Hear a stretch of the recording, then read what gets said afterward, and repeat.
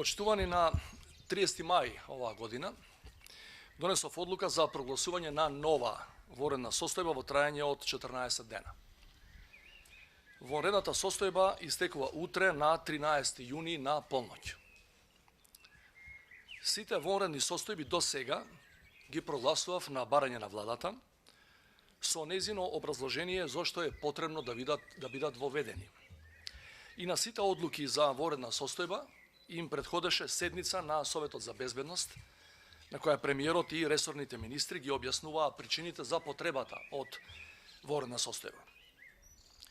Познато дека сите претходни вонредни состојби ги прогласив заради потребата во отсуство на парламент да се управува преку уредби со законска сила со цел борба против ефектите од пандемијата во здравствената и економско-социјалната сфера, откако најголемиот број од стопанските субјекти престанаа со работа. Последниве денови во јавноста се наметна и дилемата дали е можно воведување на вонредна состојба само на барање на владата или и претседателот може самиот, без предлог од владата, да прогласи вонредна состојба. Во тој дел уставот е јасен. Претседателот на државата може и без барање од владата да прогласи вонредна состојба. Меѓутоа, тоа никогаш не го направив, затоа што бев и се уште сум убеден дека во ниту еден политички контекст, една институција, која и да е, не смее да ги изолира останатите институции при носењето на сериозни одлуки. Затоа, имајќи ги во предвид причините поради кои ги прогласував сите претходни вонредни состојби, сметам дека во овој момент нема потреба да прогласам нова вонредна состојба. Според информациите од владата, во изминатиот период се обезбедени доволни количини на медицинска и заштитна опрема и донесени се економски мерки за поддршка на националната економија за кои постои покритие во буџетот. Во прилог на тоа говори и тоа што владата овој пат не достави формално барање за воведување на нова вонредна состојба. Тука сакам да нагласам дека споредбите кои се прават меѓу претходните вонредни состојби и бројот на тогаш заразени и починати и актуелните бројки на заразени и починати се без основа, затоа што реков и да повторам, ниту една вонредна состојба не беше воведена од тие причини. А за мерките од типот полициски час, карантин или кризна состојба на дел или на целата територија на државата, постои законска регулатива и воопшто нема потреба да се воведува вонредна состојба за да се применуваат тие мерки. Друга заблуда која се пласира во јавноста намерно или од незнаење е дека вонредната состојба има врска со датумот на изборите.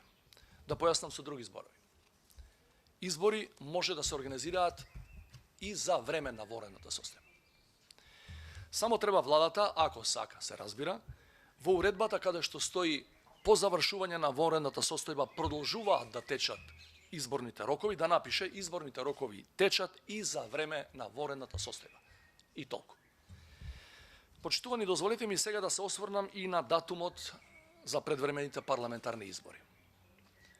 Јас знам дека најголемиот број од нашите граѓани не размислуваат за избори во време кога имаме пораст на заболени, меѓутоа, избори и во време на корона, која нема да замине наскоро, се неопходни за да добиеме функционален наместо распуштен парламент и легална и легитимна наместо техничка влада. На таа тема во изминативе недели имав комуникација со лидерите на политичките партии и комуникација со нашите стратешки партнери од меѓународната заедница. Власта и опозицијата се согласни дека на изборите мора да има наблюдувачка мисија на ОПСЕ ОДИХАР.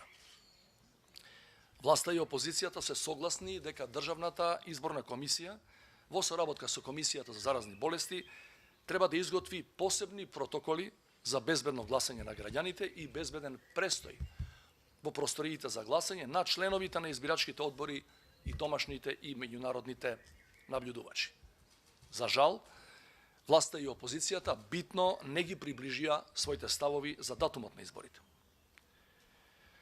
Тука ќе ми дозволите да предупредам на една потенцијална опасност и можен неповолен развој на настаните, доколку се случи да организираме изборен процес кој нема да биде инклузивен.